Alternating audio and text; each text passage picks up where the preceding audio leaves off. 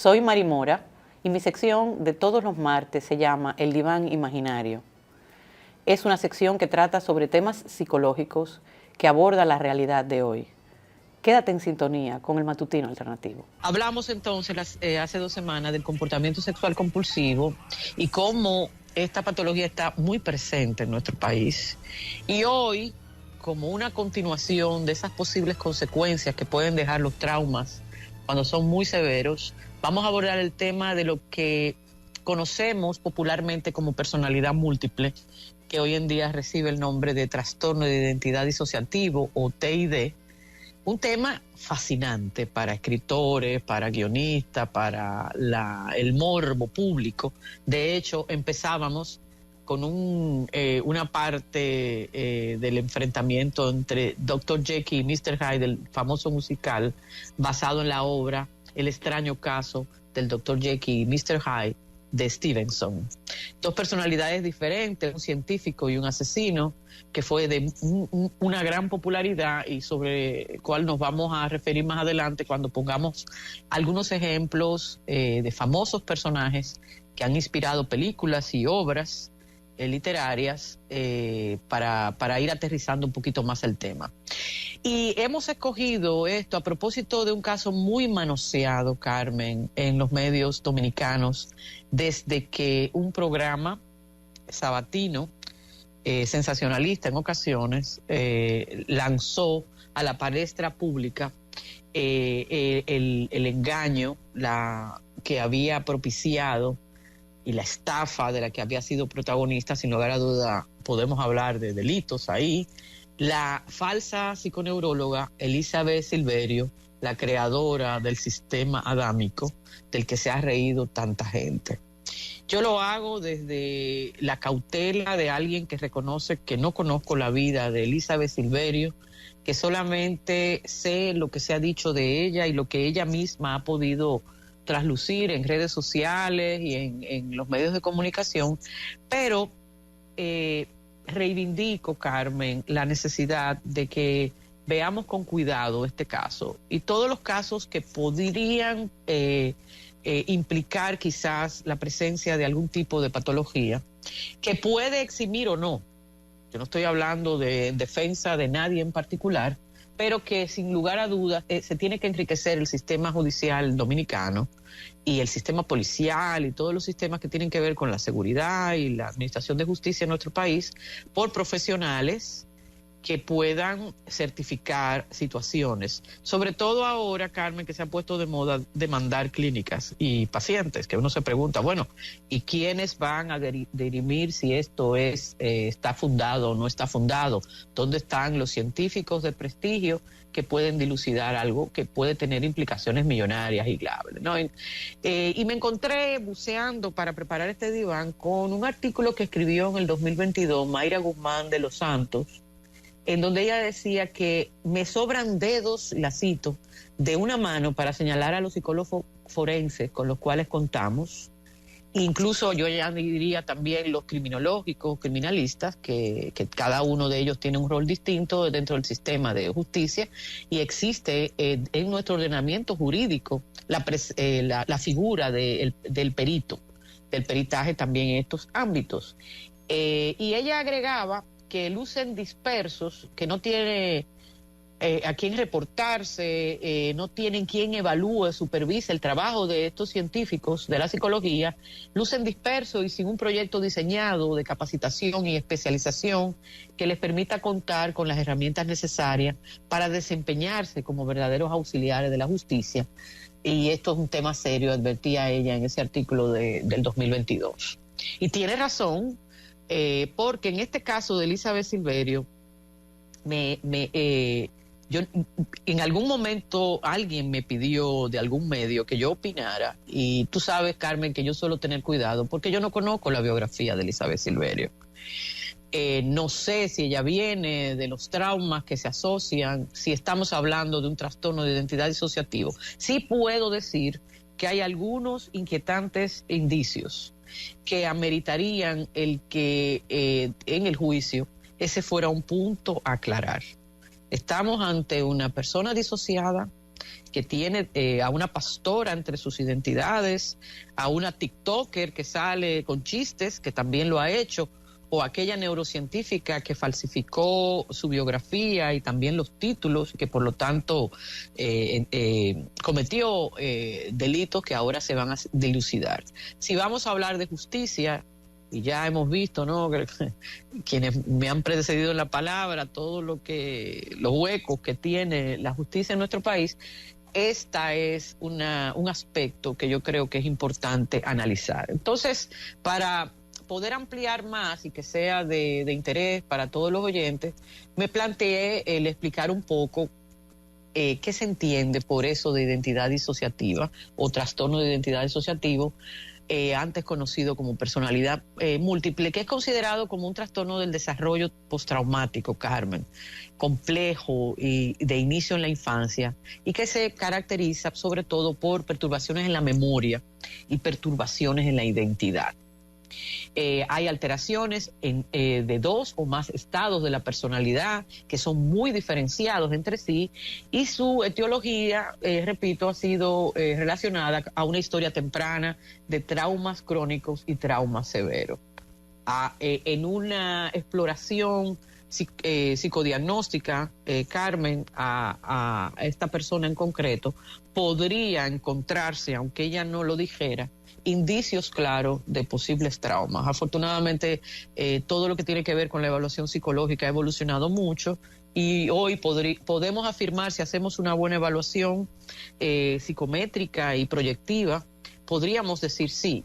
Incluso, Carmen, hay pruebas que con mi ejercicio profesional, como yo me quedo con el paciente después de que he evaluado, he visto que hay una prueba en concreto que te puede decir más o menos a qué edades pasan esos traumas, que son significativos y que dejan su impacto en el sujeto, porque luego el individuo que no lo recuerda en un determinado momento sale en la consulta el relato de un evento que a lo mejor ha olvidado y que ya esas pruebas lo habían señalado. Entonces creo que es algo que debemos de tomar con bastante seriedad. Hay un trabajo, incluso en lo proyectivo, muy serio.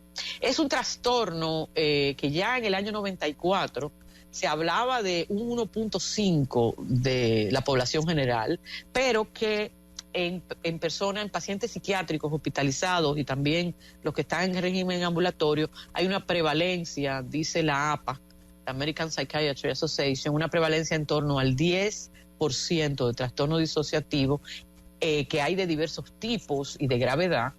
El más grave es el trastorno de identidad disociativa, porque hay otros al que voy, por cierto, a dedicarle un diván, que son los que se llamaban antes trastorno por conversión, esas cegueras y esas parálisis que no tienen un correlato físico ni neurológico, pero que sin embargo se presentan, esos cuadros histéricos de los que en el siglo XIX ya hablaba Freud, ¿no?, que se llamaban trastornos por conversión.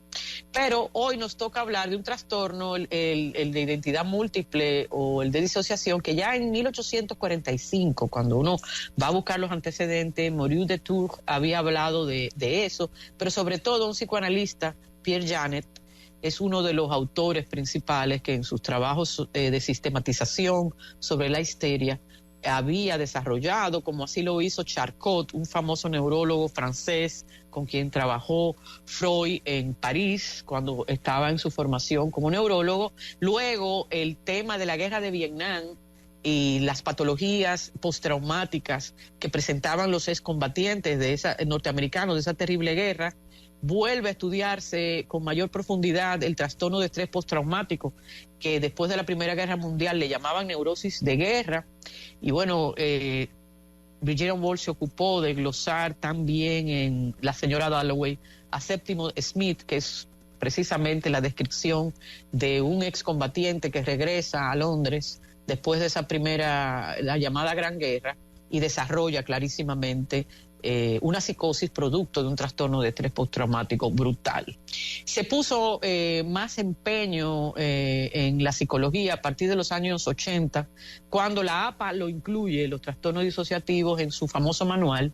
Y bueno, hoy en día podemos decir que se ve y es un tema a dilucidar en casos que podrían presentar indicios de varias identidades.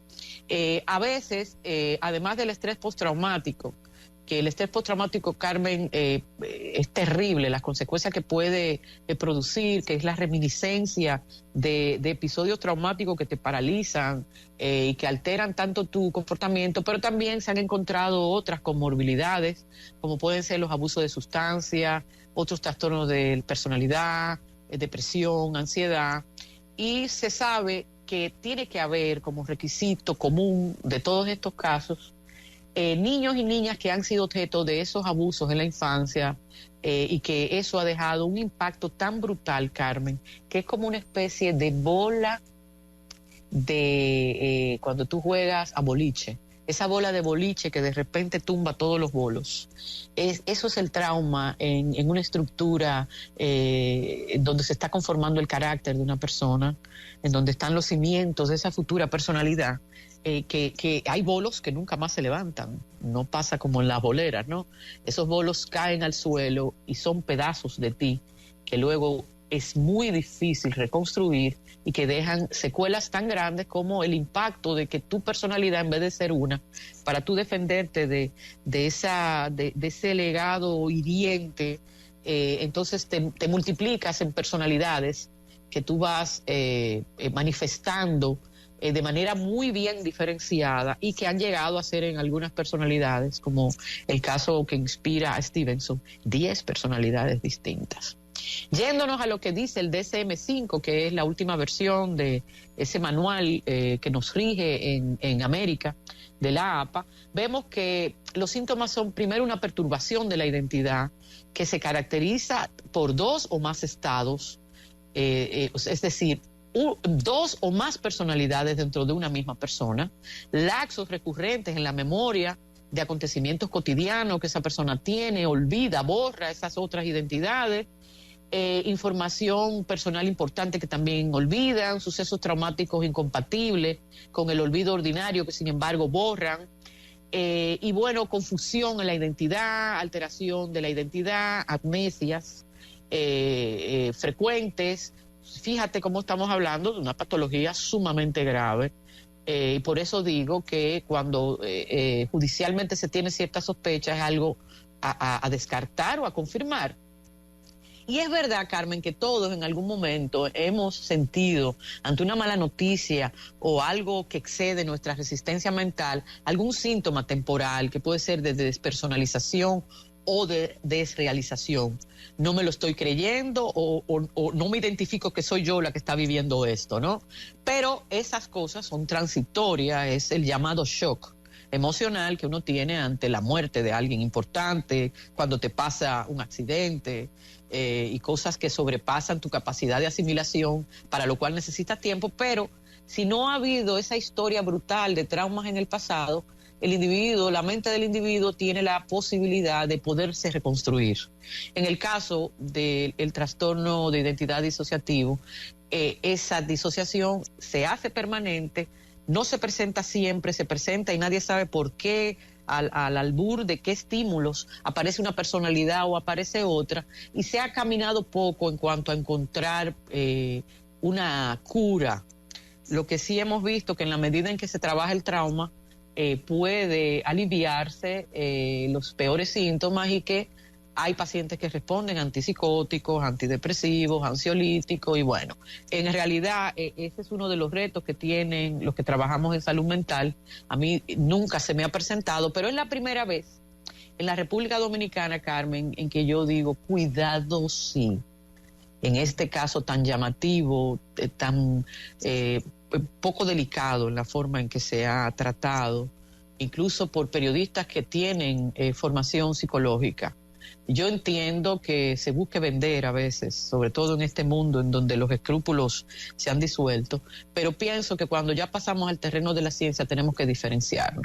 En la vida real conocemos varios casos. El primero que yo cité es el que encarna, el que retoma Stevenson, que es el caso de Louis Vivet, que nació en 1863 en Inglaterra y que fue un niño que fue hijo de una prostituta que casi no lo cuidó, vivió en negligencia absoluta todo su desarrollo y a los 8 años se convirtió en un delincuente y permaneció en una correccional hasta la mayoría de edad y cuentan la historia que Luis comenzó a sufrir unas convulsiones y quedó incluso parapléjico por un tiempo como consecuencia de una víbora que se enroscó en su muñeca, y de ahí es que Stevenson coge la historia. Lo que pasa es que Stevenson solo habla de dos personalidades que se la inventan, Dr. Jekyll y Mr. Hyde, pero Louis Vivet era 10 personalidades y todas tenían unas características concretas y una historia muy distinta.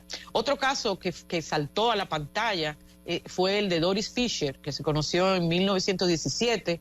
Ella tenía entre sus múltiples personalidades a una tal Margaret que se autolesionaba para dañar a su personalidad primaria, y fue llevado a la pantalla en el año 1976, por la actriz de La novicia rebelde, a ver si me acuerdo cómo se llama esa famosa actriz. Oh, Julie Andrews. No es Julie Andrews, no. La novicia rebelde, sí.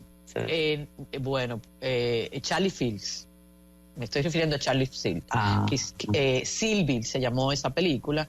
Claro. Bueno, y lo de Sylvia Plath también, el Campanas de Cristal, ¿recuerdas? Ese libro no lo conozco.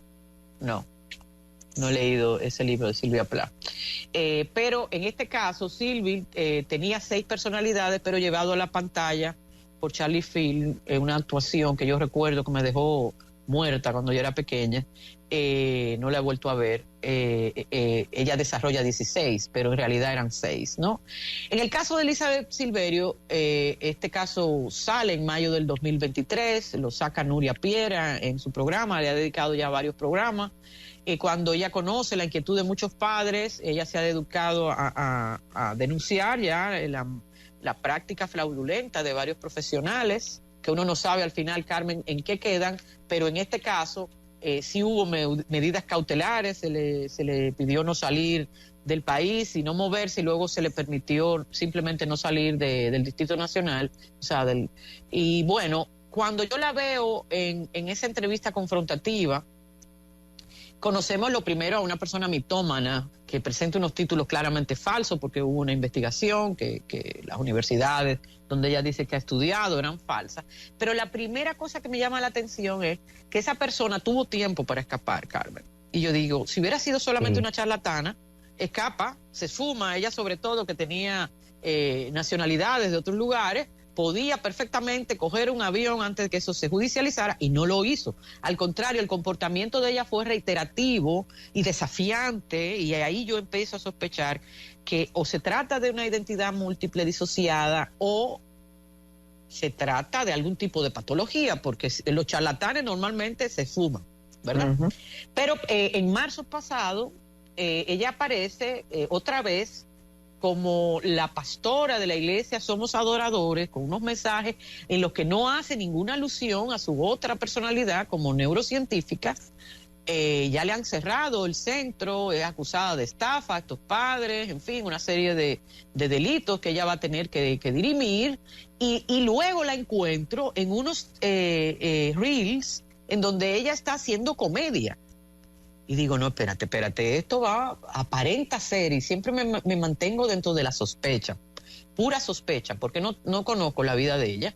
Digo, aquí hay unos indicios de disociación, y por eso pienso que ahora que se está llevando este tema a juicio, yo creo que es lo recomendable dilucidar qué perfil tenemos. Hay perfiles, Carmen, que no te eximen, como el psicopático. Cuando una persona es psicópata, no lo exime de la cárcel, porque hay juicio ahí. Pero en una personalidad disociativa, no. Es un individuo que tiene amnesia. Yo no sé si en el caso de esta persona hay amnesia o no, pero es algo que, insisto, hay que dilucidar.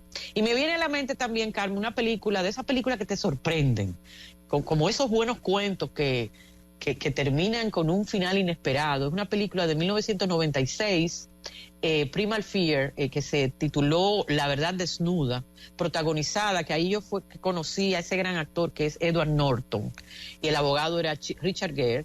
Era una formidable. Formidable, en la que tú te vas creyendo que él tiene dos identidades. El protagonista es acusado de un asesinato muy cruel. Parece que tiene una personalidad muy inocente y con engañó al abogado. Sí, y se burla de él en la última escena en donde él ya va a la cárcel y está suelto, ¿no? Y ahí vemos que la capacidad de fingimiento que puede tener un individuo de presentar con tanta maestría en el estrado, en vivo y en directo, en el propio estrado, una de esas personalidades, ¿no? Y los especialistas determinan falsamente, ¿no? Pero en la vida real se necesita mucho tiempo para poder dilucidar eso, y yo pienso que debe de empezar esa evaluación. En España yo trabajé un tiempo para una firma de abogados, hicimos peritaje en caso de... que es muy desalentador, Carmen, porque recuerdo que me tocó hacer el peritaje de una niña que había sido violada, abusada reiteradamente por un abuelo, y el tribunal desestimó las pruebas, porque yo no podía probar quién fue, yo podía probar que había existido el abuso, y entonces claro, una prueba de que tú has sido abusada no implica necesariamente que haya sido esa persona en concreto. Y bueno, recuerdo cómo se le acabó la vida a esa chica cuando, después de exponerse a un juicio tan duro, todo el trabajo que yo había hecho con ella se había ido al sumidero, porque ella ya dejó de creer en la última carta que tenía, que era su fe en el sistema de justicia, ¿no? Entonces, como puedes ver, estamos hablando de un trastorno que se presenta con cierta frecuencia, y que los indicios, sin conocer la vida pasada de esta persona, de Elizabeth Silverio, si hay traumas fuertes, si previamente hay una historia de mentira sostenida desde que ella es chiquita, hay una serie de cosas más que hay que verificar.